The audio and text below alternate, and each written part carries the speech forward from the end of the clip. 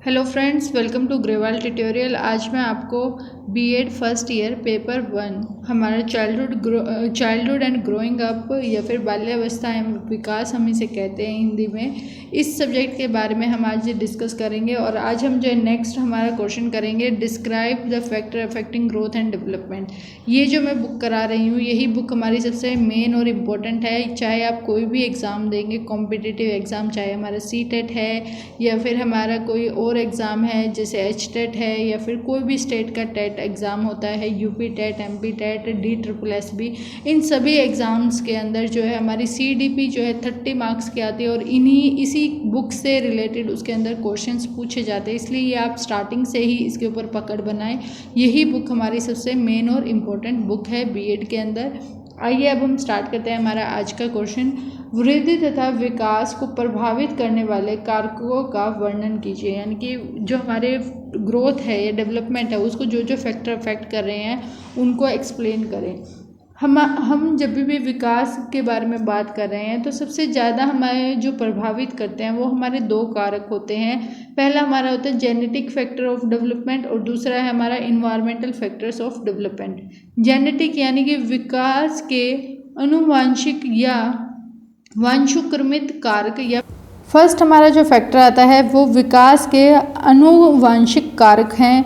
इसके अंदर जो हमारा रंग रूप होता है, प्रत्येक व्यक्ति का जो रंग रूप है, शरीर की बनावट वगैरह है, ये सारे गुण जो हमें जेनेटिक मिले होते हैं, यानी कि हमारे पेरेंट्स से ही हमारे अंदर आए होते हैं। हमारा रंग कैसा होगा, काला होगा, गोरा होगा, या फिर हमारी हाइट लंबी होगी, छोटी होगी, या फिर हम मोटे होंगे, पतले होंगे, ये सारे जो गुण होते हैं ये हमारे जीन से ही आते हैं, यानी कि ये हमारे जेनेटिक फैक्टर्स होते हैं।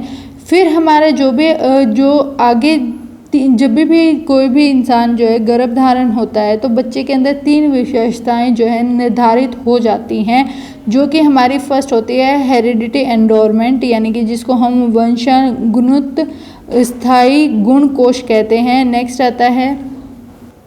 आता है हमारा बच्चे का यौन, यानी कि सेक्स ऑफ द बॉडी, यानी कि गर्ल होगी या बॉय होगा। नेक्स्ट आता है बच्चे की संख्या, यानी कि बच्चा जो है एक होगा, सिंगल चाइल्ड होगा, या 2 होंगे या उससे अधिक होंगे। तो ये सारी चीज़ें जो है हमारे जेनेटिक फैक्टर्स की डेवलपमेंट की वजह से तय होती हैं। नेक्स्ट हमारा जो आता है इन्वायरमेंटल फैक्टर आता है, यानी कि विकास को प्रभावित करने वाले वातावरण संबंधित कारकों के बारे में अब हम जानेंगे। जैसे जैसे व्यक्ति का जो शारीरिक और मानसिक विकास हो रहा है वो हमारा वंशानुक्रम के अतिरिक्त वातावरण भी प्रभावित करता है, यानी कि सिर्फ हमारी हेरिडिटी ही हमें प्रभावित नहीं करेगी, साथ के साथ हमारा जो इन्वायरमेंट है, जो वातावरण है जिसके अंदर हम रह रहे हैं, वो भी हमारे को जो है प्रभावित करता है। वो भी हमारे शारीरिक तथा मानसिक विकास को प्रभावित करेगा और जिन पर कुछ सीमा तक निरंतर संभव है, यानी कि हमारे जो इन्वायरमेंटल फैक्टर्स होते हैं उनके ऊपर हम कुछ हद तक जो है कंट्रोल कर सकते हैं, लेकिन जो हमारे हेरिडिटी फैक्टर्स हैं या जेनेटिक फैक्टर्स हम जिन्हें कह रहे हैं, उनके ऊपर हमारा कोई भी कंट्रोल नहीं होता। फर्स्ट हमारा आता है जन्म से पूर्ण वातावरण, यानी कि द पैटर्नल इन्वायरमेंट, यानी कि जन्म अभी हुआ नहीं है बच्चे का, अभी उसका विकास जो है, शिशु का विकास जो है गर्भ में हो रहा है। तो उस टाइम पर जैसे जैसे माता वगैरह है, उसका स्वास्थ्य कैसा है, वो किस तरीके का आहार वगैरह खा रही हैं, यानी कि क्या खाना वगैरह वो ले रही हैं, उन सब का सीधा प्रभाव जो है बच्चे के ऊपर पड़ता है। अगर कोई महिला है वो धूम्रपान कर रही है या फिर वो मदिरा वगैरह का सेवन कर रही है, तो वो बच्चे की जो वृद्धि होती है उसके ऊपर कुप्रभाव डालता है, यानी कि गलत प्रभाव उसके ऊपर डालेगा। यानी कि गर्भवती माताओं की बीमारी के कारण बच्चों के शारीरिक अंगों की बनावट का असामान्य विकास भी देखा गया है। अगर जो माता है वो बीमार हैं तो वो उनका जो बच्चा होगा उसके जो शारीरिक बनावट है उसके ऊपर भी प्रभाव देखा गया है।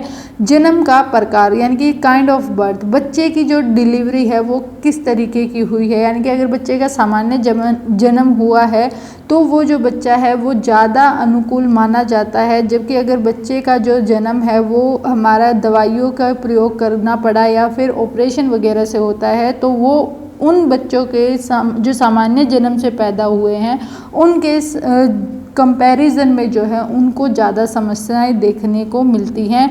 नेक्स्ट आता है माता पिता से संबंध का प्रभाव यानी कि इफ़ेक्ट रिलेटेड टू पेरेंट्स। घर के सदस्यों की संख्या कितनी है, बच्चों को वो किस तरीके से रख रहे हैं, क्या हमारे किस तरीके से वो बर्ताव करते हैं, यानी कि हमारी फैमिलियाँ कैसी हैं। अब एक फैमिली जिसके अंदर डिवोर्स वगैरह हुआ है तो वो भी बच्चे के ऊपर क्या है, बुरा प्रभाव डालेगा। साथ के साथ अगर हमारे पेरेंट्स जो होते हैं वो अति संरक्षण होते हैं, यानी कि ओवर प्रोटेक्शन अगर बच्चे को दे देते हैं आवश्यकता से अधिक, तो वो बच्चा जो है ज़्यादा ही उनके ऊपर आश्रित हो जाता है, डिपेंड हो जाता है, यानी कि पेरेंट्स के ऊपर ही वो हमेशा के लिए डिपेंड होने लग जाता है।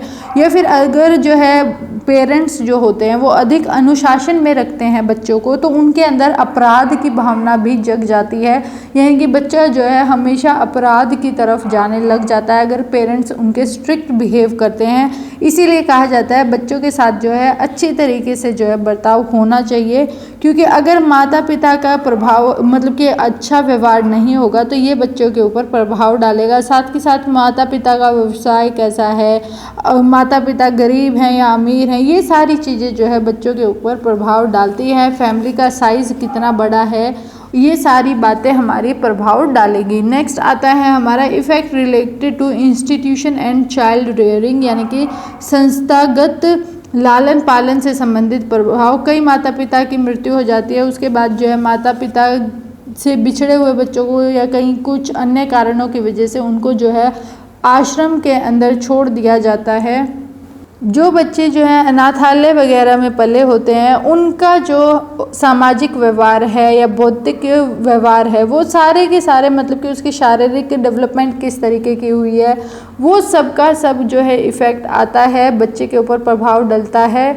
नेक्स्ट आता है हमारे सांस्कृतिक कारकों का प्रभाव, यानी कि इफेक्ट ऑफ कल्चरल फैक्टर। किस सामाजिक समूह के जीने का ढंग, रीति रिवाज या सामाजिक मापदंड एवं मूल्य उसके उस समूह के विशेष की संस्कृति कहलाती है।